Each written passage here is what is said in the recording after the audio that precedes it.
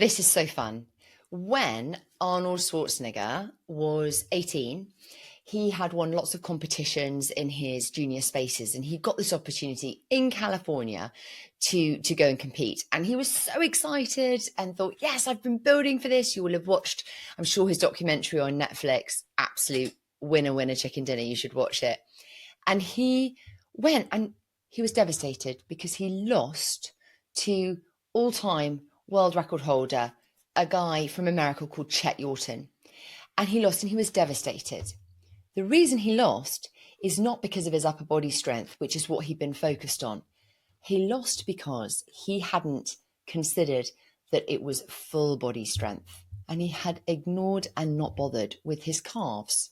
So Arnie had this very strong top part of his body, but his calves were a little bit puny by comparison. And in order to win, he had to start working his calves and get them to catch up with the rest of his body strength.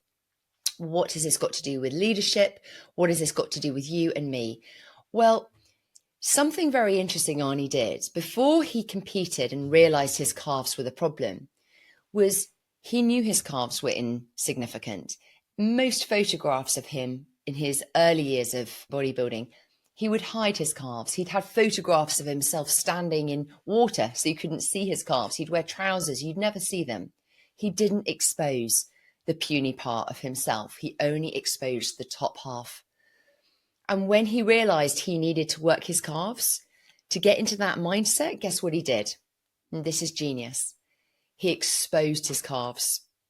He wore shorts and long sleeve tops so that every time he was shot by the paps, every time he looked in the mirror or a shop window, he would see the puny part of himself that he needed to build up and work on.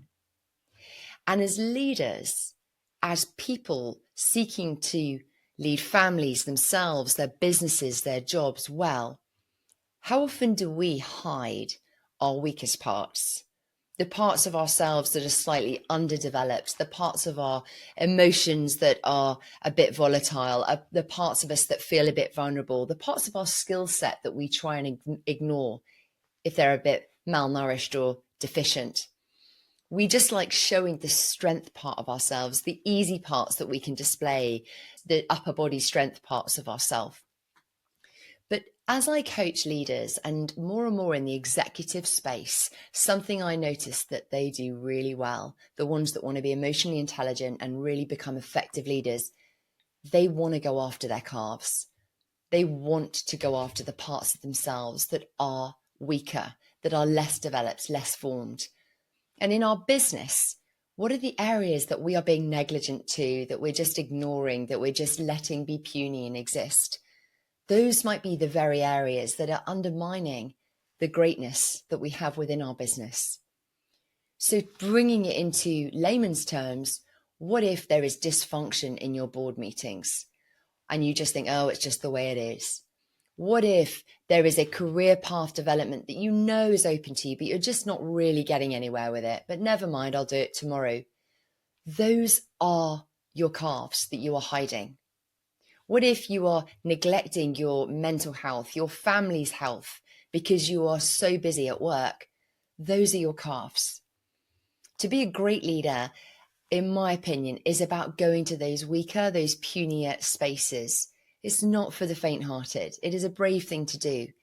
And I'm not talking about letting it all hang out and everyone being vulnerable about everything, but being vulnerable with our intellect, being vulnerable and open about our lack of knowledge sometimes, our inability to have the competency we want, to be able to say, hey, I don't know how to do this well. Could you help me?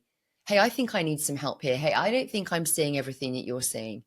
It's leaning into those spaces. It's in a board meeting at the end of it going, guys, I think there's a different way of behaving. I think we could do this differently. How about we have a conversation about that? It's leaning into puny spaces we don't really want to expose so that they can become the thing that make us great, whole, and start winning in life.